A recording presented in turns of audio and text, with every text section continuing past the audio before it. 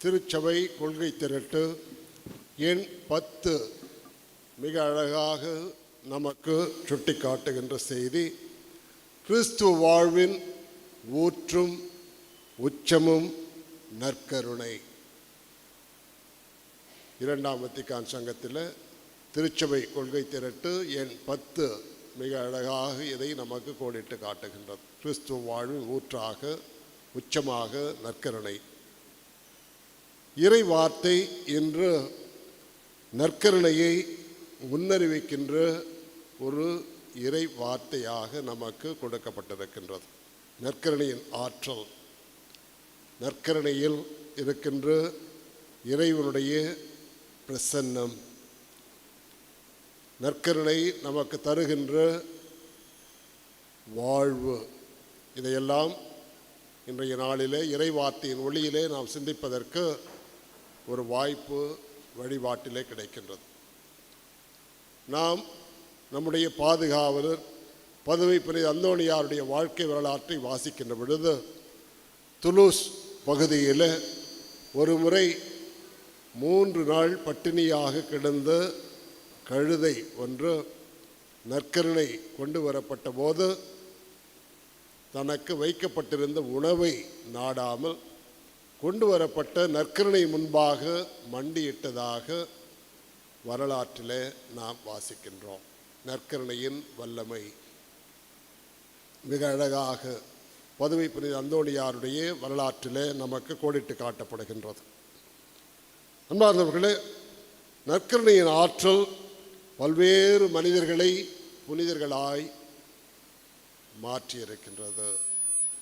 நாம் திரு அவையினுடைய வரலாற்றில் இதை வாசிக்கின்றோம். இன்றைய நாள் நற்கருணை பற்றிய சிந்தனை நமக்கு அப்பம் பலுகுதல் நிகழ்ச்சி வழியாக கொடுக்கப்படுகின்ற பொழுது இதையெல்லாம் சிந்தித்து பார்க்க ஒரு வாய்ப்பு பெறுகின்றோம். பேராயர் ஃபுல்டன் ஷீன் மிக அருமையாக மறையுரைகள் கொடுத்த ஒரு பேராயர்.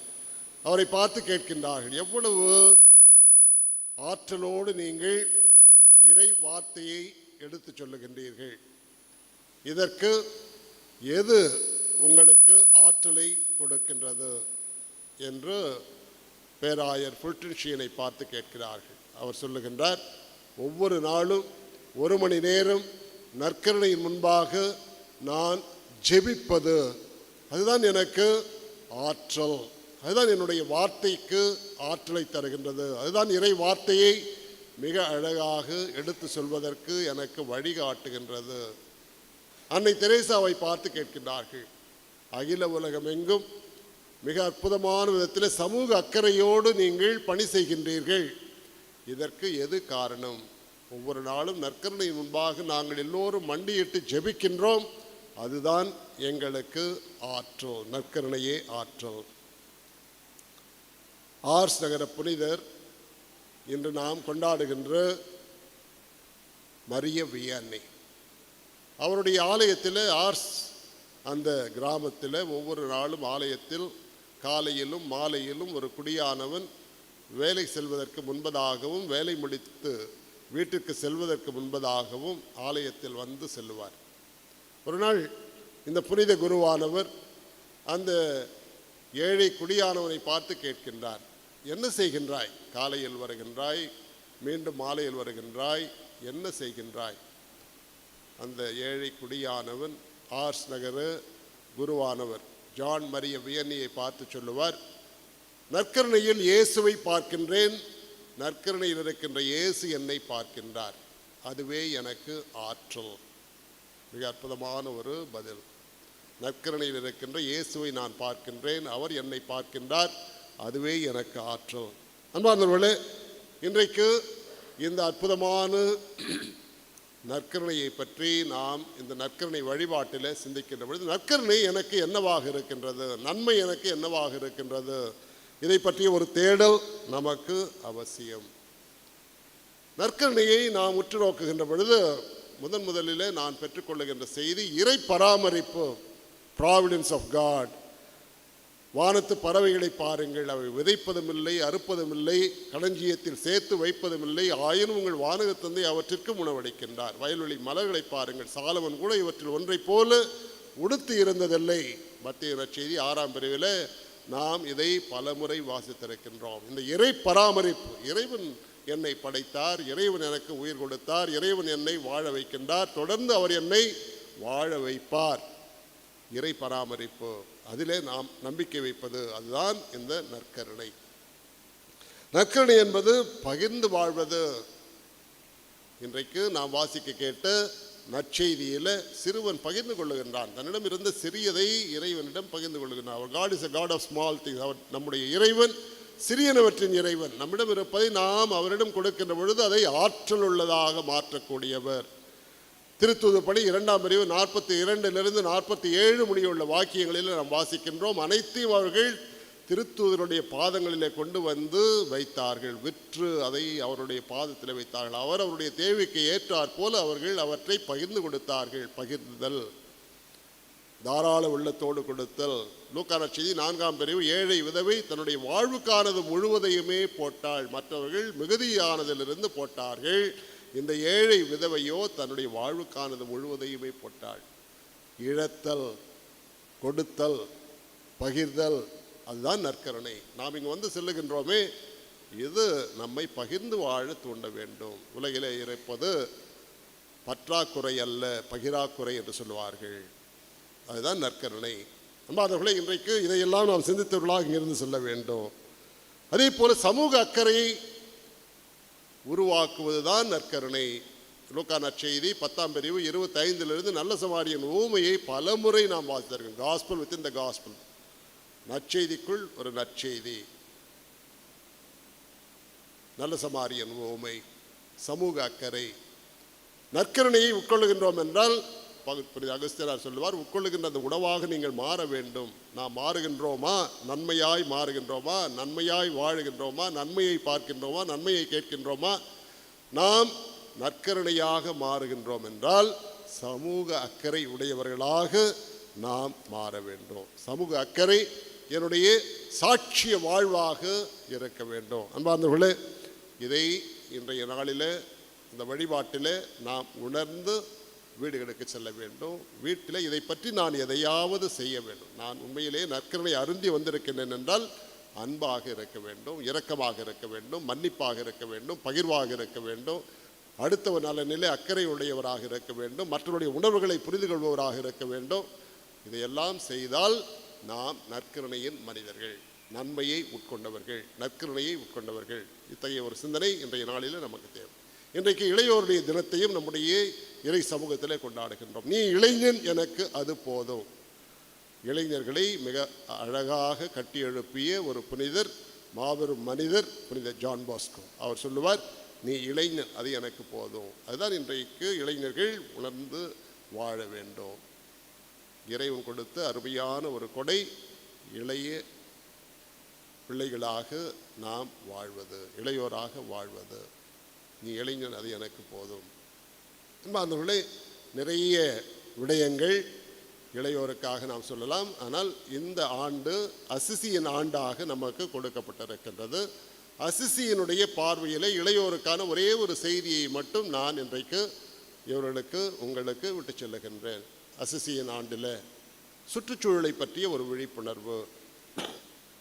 லௌதாத்தோ சி, புகழனைத்தும் உமக்கே இறைவா என்று 11 ஆண்டுகளுக்கு முன்பு திருத்தந்தை பிரான்சிஸ் அவர்கள் திரு அவைக்கு மிக அற்புதமான ஒரு கொடை, திரு அவைக்கு மட்டுமல்ல உலகுக்கு முழுவதுமே ஒரு அற்புதமான கொடையை கொடுத்தார். புகழனைத்தும் உமக்கே இறைவா. அதில் நாம் வாழுகின்ற இந்த புவியை பொது இல்லம் என்று அவர் அழைக்கின்றார், காமன் ஹோம். இதை பாதுகாப்பது இளையோருடைய கடமையாக அவர்கள் இன்றைய நாளிலே ஏற்றுக்கொள்ள வேண்டும். Taking care of the common home, நாம் வாழுகின்ற பொது இல்லத்தை பாதுகாப்பதற்கான பொறுப்பு ஏற்பது இளையோருடைய வாழ்வாக இருக்க வேண்டும். நாம் வாழுகின்ற இந்த உலகம், அதில் இருக்கின்ற நிலம், அதில் இருக்கின்ற நீர், அதில் இருக்கின்ற காற்று, அதில் இருக்கின்ற மலைகள், அதில் இருக்கின்ற கடல்கள், அதில் இருக்கின்ற ஏரிகள், குளங்கள், நீர்நிலைகள், இவை அனைத்தையும் மாசுபடாமல் பாதுகாப்பது, பொது இல்லத்தை பாதுகாப்பது. அதே போல் நெகிழிகளை தவிர்ப்பது, துரித உணவுகளை தவிர்ப்பது, இப்படி சுற்றுச்சூழலை பற்றி ஒரு விழிப்புணர்வோடு வாழ்வது இன்றைய காலகட்டத்திற்கு காலத்தின் அறிகுறிகளுக்கு ஏற்றாற் போல பதிலளிக்கின்ற ஒரு இளையோருடைய ஆன்மீகமாக மாற வேண்டும். இன்றைய நாளில் நாம் நிறைய செய்திகளை சிந்திக்கலாம். ஆனால் அசிசியின் ஆண்டை இந்த ஆண்டு திரு அவை நமக்கு கொடுத்திருக்கின்ற வேளையில் அசிசியினுடைய அந்த பார்வையில் நாம் வாழுகின்ற இந்த பொது இல்லம், அதில் இருக்கின்ற அற்புதமான இறைவனுடைய கொடைகள், நிலம், நீர், காற்று, விலங்குகள், பறவைகள், உயிரினங்கள் அனைத்தையும் பாதுகாப்பது இது நம்முடைய கடமையாக இளையோர் சமுதாயம் ஏற்க கற்க வேண்டும். அதே போல எளிமையான வாழ்வு இன்றைய உலகில் இது ஒரு காலத்தின் கட்டாயம். Life of simplicity. தேவைக்கு மேல் நான் எதையும் பயன்படுத்தாமல் இருப்பது. நுகர்வு கலாச்சாரத்திற்கு நாம் அடிமையாகி விடுகின்றோம். எதை பார்த்தாலும் சூப்பர் மார்க்கெட்டிலிருந்து நாம் வாங்க வேண்டும், எதை பார்த்தாலும் இங்கிருந்து நாம் வாங்க வேண்டும், எதை பார்த்தாலும் என்னுடைய அறையில் அது இருக்க வேண்டும். நுகர்வு கலாச்சாரம், அதை நாம் ஒழிக்க வேண்டும். குறைவானதை வைத்து நிறைவாக வாழுகின்ற ஒரு ஆன்மீகம் அசிசியினுடைய ஆன்மீகம். எனவே இளையோர் தினத்தை கொண்டாடுகின்ற இளையோர் அனைவருமே இதை கடைபிடிக்க வேண்டும். இளையோர் மட்டுமல்ல, இங்கே இருக்கின்ற எல்லோருமே இதை ஆன்மீகமாக மாற்ற வேண்டும். அதற்கான அருள் இறைவன் நம் ஒவ்வொருவருக்கும் தரும்படியாக இந்த நாளில் ஒருவர் மற்றவருக்கு ஆட்சியை வரவேற்கிறோம். இன்றைய நாள் நாம் புனித ஜான் மரிய வியன்னியினுடைய நாளாகவும் இங்கு நம்முடைய திரு அவையில் கொண்டாட வந்திருக்கின்றோம். புனித ஜான் மரிய வியன்னி குருக்களின் பாதுகாவலராக திரு அவையில் நமக்கு கொடுக்கப்பட்டிருக்கின்றார். இன்றைக்கு குருக்களின் பாதுகாவலர் ஜான் மரிய வியன்னியினுடைய விழாவை நாம் கொண்டாடுகின்ற வேளையில் ஜான் மரிய வியன்னி சொல்லுகின்ற ஒரு செய்தி மறைமாநில சுற்றுமடலில், செய்தி மடலில் கொடுக்கப்பட்டிருக்கின்றது. வைக்கோலை நாம் இங்கும் அங்குமாக தூவி அதை நாம் தீ வைத்தால் அது எரிகின்ற பொழுது அந்த தீச்சுவாலை அவ்வளவு வலிமை உடைய ஒன்றாக இருக்காது, சக்தி மிகுந்த ஒன்றாக இருக்காது. மாறாக அந்த வைக்கோலை நாம் ஒரு கட்டாக கட்டி அதற்கு தீ வைத்தால் அது வானை முட்டும் அளவிற்கு தீச்சுவாலையை மேலே எழுப்பும். மிக அழகாக அவர் சொல்லுகின்ற செய்தி, தனி ஜெபம் அழகானது, ஆனால் ஒரு குடும்பமாக ஒரு குழுமமாக திரு அவையாக நாம் ஜெபிக்கின்ற பொழுது அதனுடைய ஆற்றல் மிகுதியானது. அதற்காகத்தான் திரு அவை இது போன்ற வழிபாடுகளை ஊக்குவிக்கின்றது.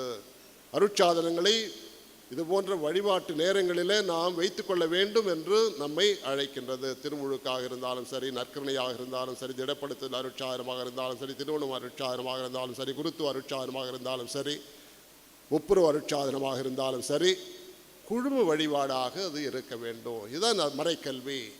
எனவே இன்றைக்கு நாம் புனித ஜான் மரிய வியன்னியை கொண்டாடுகின்ற வேளையில் இந்த குழும ஜெபம் முக்கியத்துவம் பெற வேண்டும். குடும்பமாக நாம் ஆலயத்திற்கு வருவது, குடும்பமாக நாம் ஒப்புரவு அருட்சாதனத்தை பயன்படுத்துவது, குடும்பமாக நாம் அனைத்து அருட்சாதன நிகழ்வுகளிலும் பங்கேற்பது மிக மிக முக்கியமான ஒன்று என்பதை ஜான் மரிய வியன்னி மிக அழகாக நமக்கு சுட்டி காட்டுகின்றார். இன்றைய நாளிலே குருக்களுக்காக ஜெபிக்க வேண்டும் என்று முன்னுரையிலே நமக்கு வாசித்து காட்டப்பட்டது. அன்பார்ந்தவர்களே, குருக்கள் ஏதோ வானத்திலிருந்து தரையில் குதித்தவர்கள் அல்ல, நம்முடைய குடும்பங்களிலிருந்து உருவாக்கப்பட்டவர்கள், செதுக்கப்பட்டவர்கள். எனவே அவர்கள் நல்லதை செய்கின்ற பொழுது நாம் பாராட்ட வேண்டும், அவர்களுக்காக நாம் ஜெபிக்க வேண்டும். தவறுகள் செய்கின்ற பொழுது நம்முடைய குழந்தைகளை திருத்துவது போல நாம் அவர்களை திருத்த வேண்டும். அதே போல குருத்துவ அழைத்தலுக்கு நம்முடைய குழந்தைகளை நாம் ஊக்குவிக்க வேண்டும்.